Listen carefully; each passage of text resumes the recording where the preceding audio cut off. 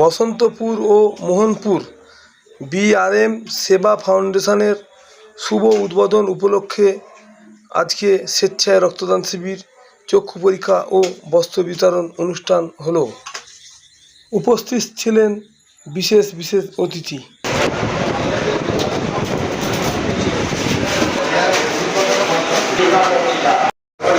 এর আগে দিয়েছিলেন রক্ত? এই প্রথমবার? কোনো ভয় লাগে না তো? না না, আপনার কোনো অসুবিধা হয়নি তাই তো? আপনার নাম? বাড়ি? বাড়ি কোনো অসুবিধা হয়নি? না। নাম কি? রক্ত কি দিলেন আজকে? আজকে কি প্রথম দিলেন? এর আগে কোনো দিন দিয়েছেন? কোনো অসুবিধা হচ্ছে আপনার? ভয় লাগেনি তো? আরও যেসব লোক রক্ত দিতে আসে তাদের উদ্দেশ্যে কি বলবেন? রক্ত দিতে চান অবশ্যই আসবেন। রক্ত দেওয়া ভালো জিনিস, কোনো মানুষের জীবন রক্ষা হবে বা বাঁচবে, সেই জন্য আপনারা আসবেন। রক্ত দিলে কোনো অসুবিধা নেই, কোনো ভয়ের কারণ নাই। আপনার রক্ত দিলেন আপনি? আচ্ছা, আজকে কি প্রথমবার দিলেন, এর আগে দিয়েছিলেন? আচ্ছা, কোনো অসুবিধা হয়নি তো?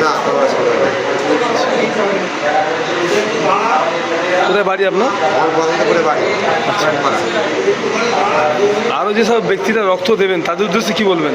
তাদেরকে বলবো রক্ত দেওয়া ভালো, এরকম শরীরের পক্ষে কোনো অসুবিধা নেই, কোনো প্রবলেমও নেই। যাদের যাদের দেওয়ার ইচ্ছে আছে দিয়ে যেতে পারে, দেওয়াটা ভালো। আমি তো এরকম যেখানে ক্যাম্প আছে সেখানে কি দিই, আমি কোনো প্রবলেমে বুঝতে পারিনি, আমার কোনো শরীর খারাপ হয়ে কোনো। আমার বয়স কত হলো আপনার? আমার বয়স 45 বছর।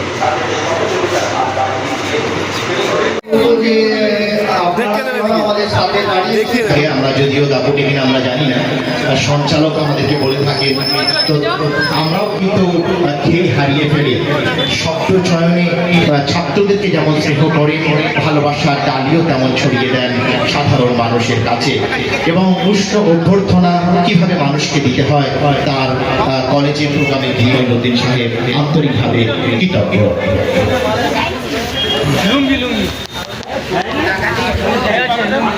তৈবুর ভাই, তৈব ভাই, তৈবুর ভাই, আজকের এই মুহূর্তটা এত জনগণকে আমরা দেখতে পাচ্ছি, আর এত জনগণকে দেখতে পাচ্ছি, তার মধ্যে আমরা বাচ্চা ভাইকেও দেখতে পাচ্ছি। সালমান ভাইকে আমার অনুগ্রহ টিভি পাবলিক, আর সালমান ভাই বোধহয় একটু মধ্যাহ্ন ভোজনে আছে, তবে ভোজনের আগে আর যুদ্ধের শেষে থাকাটাই কাম্য। শেষ সমাগম বেশ কয়েকটা গ্রাম থেকে 8 থেকে 80 তারা বলছিল একবার মঈনুদ্দিনের ডাকে ঘুরে আসি। এসে পৌঁছে গিয়েছিল আজকের এই বসন্তপুর গ্রামে শরতের আকাশে দেবী দুর্গার আগমনে প্রাক মুহূর্তে তাদেরকে দেখে, এবং আজকে ছিল জুমার দিন, যে জুমা সকলে কিন্তু আমরা একসাথে আদায় করেছি বাংলার মাটিতে, যেখানে জাতি ধর্ম বর্ণ মিলেমিশে একাকার।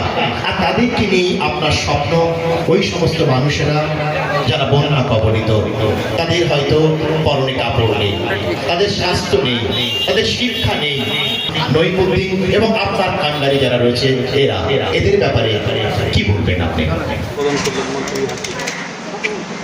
বিআরএম সেবা ফাউন্ডেশন আমাদের আজকে মূল উদ্দেশ্য ছিল যেটা রক্তদান শিবির, স্বেচ্ছায় বস্ত্র বিতরণ অনুষ্ঠান এবং প্রতিবন্ধীদের খাবার, এর দৈনন্দিন খাবার যেটা, সেটা একটা প্যাকেজ করে আমরা দিয়েছি।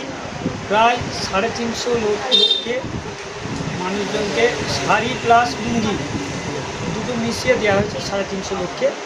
আরও তারপরেও যারা বাদ পড়ে গেছে তাদেরকে আমরা কিছু স্টকে রেখেছি, আরও 50-100টা মতো। সেই 100টা মতো আমরা তাদেরকে সঠিক লক্ষ্য খুঁজে খুঁজে আমরা দুস্থ মানুষকে দেবো, সেগুলো নিজেরা নিজের হাতে রেখেছি। বাকিগুলো আমরা ডিস্ট্রিবিউট করে আজকে ট্রান্সপোর্ট মিনিস্টার যিনি এসেছিলেন, আমাদের ক্যানিবারের বিধায়ক, যাই হোক তিনি অনেক সময় নষ্ট করে আমাদের বিআরএম সেবা ফাউন্ডেশনের ডাকে সাড়া দিয়ে এসেছেন। তাকে সর্বপ্রথমে আমি অসংখ্য ধন্যবাদ জানাবো। এবং হাইকোর্ট থেকে শুরু করে সুপ্রিম কোর্টের অ্যাডভোকেট একজন এসেছিলেন, তীর্থঙ্কর ভট্টাচার্য, তিনি যাই হোক কোনো কারণবশত ফিরে গেছেন, আবার কলকাতায় তাকে চলে যেতে হয়েছে। দ্বিতীয় হচ্ছে ফ্রি মেডিসিন ডিস্ট্রিবিউশন হয়েছে, চক্ষু পরীক্ষার শিবির হয়েছে।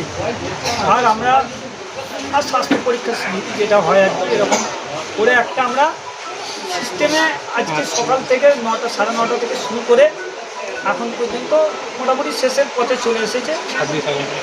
প্লাস যেটা হচ্ছে কিছু আজকে পুজোর জন্য শেষ ছুটির দিন, বিভিন্ন ডিপার্টমেন্ট থেকে সরকারি আধিকারিকরা অনেক বের হতে পারেনি, কেউ জেলার মিটিংয়ে আছে, তারা আসবে 3:30 বাজবে বলেছে। আমার সঙ্গে ফোন হচ্ছে শেখ মঈনুদ্দিন আহমেদ, বিআরএম সেবা ফাউন্ডেশনের সেক্রেটারি, আমাদের বসন্তপুর বাজার সংলগ্ন মোহনপুর মৌজা, এখানে আমাদের বিআরএম সেবা ফাউন্ডেশনের নতুন আজকে অফিস উদ্বোধন হলো।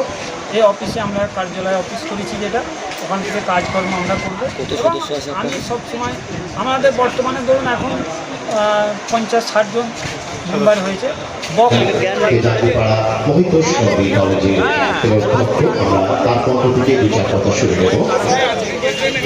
আমাদের সম্মানীয় রিপোর্টার কয়েকটি গ্রাম উদ্যোগে এবং মনোদিনদার নেতৃত্বে আরও একটি সেবামূলক ফাউন্ডেশন, বিআরএম সেবা ফাউন্ডেশন আজকে উদ্বোধন হলো। মন্ত্রী উপস্থিত ছিলেন এবং এখান থেকে বিভিন্ন কর্মসূচি নেওয়া হয়। সভা কী বলবেন এই উদ্যোগটা নিশ্চয়ই মানুষের জন্যই করেছে। আপনারা নিশ্চয়ই সকলে অবগত আছেন, আজকে শুক্রবার জুম্মার নামাজ পড়ে আজকে এখানে সবাই উপস্থিত হয়েছেন। এটা একটা সংখ্যালঘু এলাকা, ঠিক তার পাশে একটা শিডিউল কাস্ট এলাকা আছে। এখানে যেমন এই কর্মকর্তা যিনি এখানে আছেন সভাপতি হিসাবে স্বপন হাজরা ডাক্তারবাবু, এবং সম্পাদক হিসাবে এখানে আছে আমাদের মঈনুদ্দিন, রাধানগর গ্রাম পঞ্চায়েতের তিনি সঞ্চালক। তো তাদের এই যে যৌথ উদ্যোগ নিয়ে তারা যেভাবে আজকে মানুষের জন্য মানুষের কাছে পৌঁছে তাদের কাছে বার্তা দিয়ে আজকের এই অনুষ্ঠান একটা ব্লাড ডোনেশন ক্যাম্প, যে ব্লাড ডোনেশন ক্যাম্পের মাধ্যমে তারা তুলে দিতে পারবে যারা নার্সিংহোম হসপিটালে ভর্তি আছে, তাদের সেই অপারেশনের জন্য যে রক্তর প্রয়োজন, তারা এই সময় রক্তের একটা যে হিসাবে চাহিদা আছে সেই হিসাবে কিন্তু সেই চাহিদা পূরণ করতে পারছে না। হসপিটালে রক্ত এখন সংকটে আছে। তা এরা যে উদ্যোগটা এই সময় যারা নিয়েছে তাদেরকে সাধুবাদ জানায়। তার কারণ এখানে কে হিন্দু, কে মুসলিম, কে শিখ, ইসাই কোনো মানুষ এখানে কিন্তু বিচার করে না। তার কারণ এই রক্ত আজ পর্যন্ত পৃথিবীতে কোনো বিজ্ঞান নেই এই রক্তটাকে অন্যভাবে মানুষের কাছ থেকে না নিয়ে অন্যভাবে একটা কৃত্রিমভাবে তারা যে একটা রক্ত তৈরি করবে, সেটা এখন পর্যন্ত পৃথিবীতে কোনো জায়গায় সেই বিজ্ঞান এখন চালু করতে পারেনি। তাই মানুষ যদি স্বেচ্ছায় রক্ত দেয় তবেই আর একটা মানুষকে বাঁচাতে পারে। তো সেই একটা মহতি কাজ আজকে করে দেখালো বিআরএম ফাউন্ডেশন কর্মকর্তা এবং তাদের সমস্ত সদস্য তারা পরিবহন দপ্তর থেকে একটা স্পেশাল বাস বা ব্যবস্থা কিছু পুজোয় এই পুজো। হ্যাঁ, না পুজো এবারও যে দুর্গা পুজো প্রতি বছরের মধ্যে পুজো পরিক্রমা আমরা করেছি। আমরা কলকাতায় বড় বড় পুজো দেখানোর জন্য প্যাকেজ আকারে বাসের বন্দোবস্ত করেছি, বনেদিবাড়ি পুজো দেখানোর বন্দোবস্ত করেছি। পাশাপাশি কলকাতা থেকে সরাসরি বসিরহাট এবং জয়রামবাটি কামারপুকুরে আমরা পুজো দেখানোর বন্দোবস্ত করেছি। সবথেকে বড় ব্যাপার হচ্ছে আমরা এবার সারা রাত বাস চালাচ্ছি গতবার থেকে।